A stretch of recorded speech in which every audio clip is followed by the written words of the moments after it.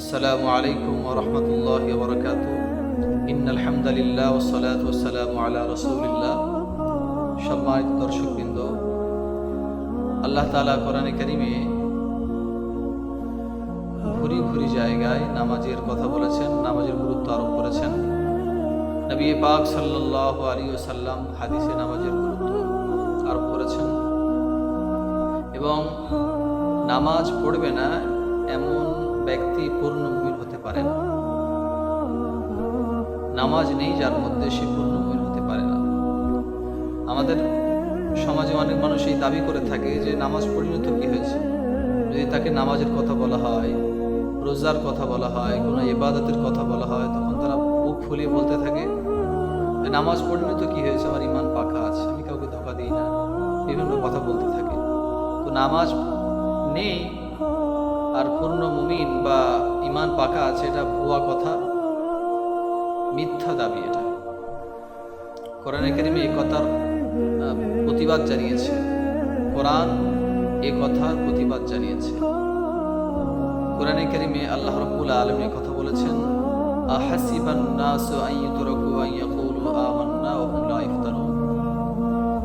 আচ্ছা, মানুষকে শুধু এই কথা বলার কারণে ছেড়ে দেওয়া হবে যে ইয়াকুলু আমান্না, যে আমরা ঈমান এনেছি, এই কথা বলার কারণে ছেড়ে দেওয়া হবে? ওয়াহুম লা ইফতানুন, তাদেরকে পরীক্ষা নেওয়া হবে না? অবশ্যই তাদেরকে পরীক্ষা নেওয়া হবে।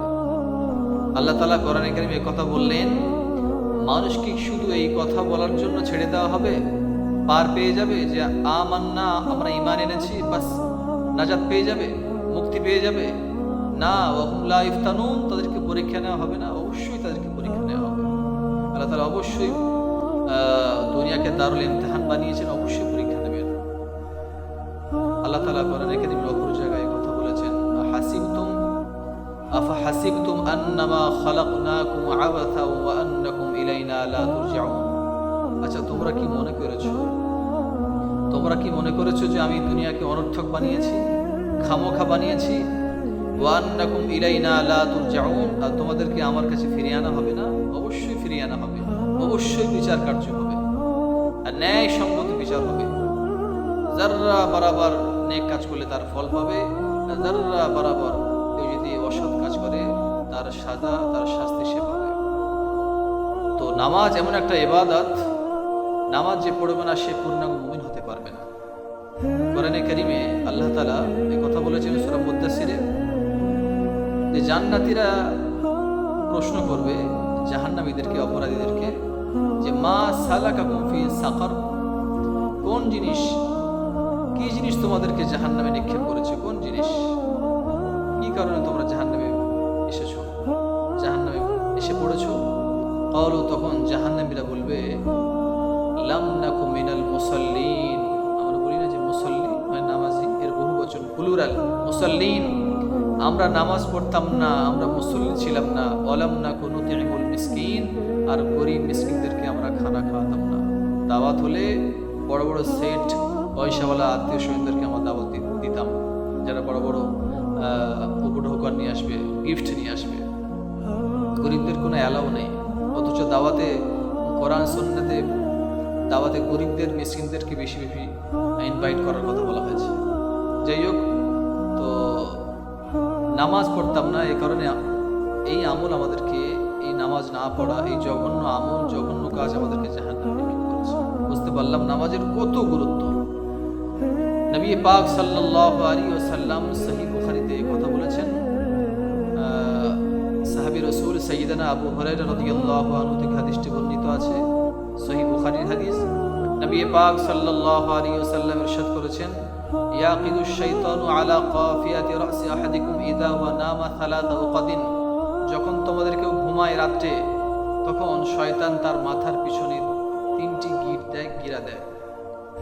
ইয়াদরিবু কুল্লা উকদাতিন আলাইকা লাইলুন তাবিল ফারকুদ, প্রতিটি গিরা দেয় আর এই কথা বলে চাপড়ায় যে এখনো অনেক দীর্ঘ রাত আছে, লম্বা রাত আছে, নিশ্চিন্তে ঘুমাও, নিশ্চিন্তে ঘুমাও।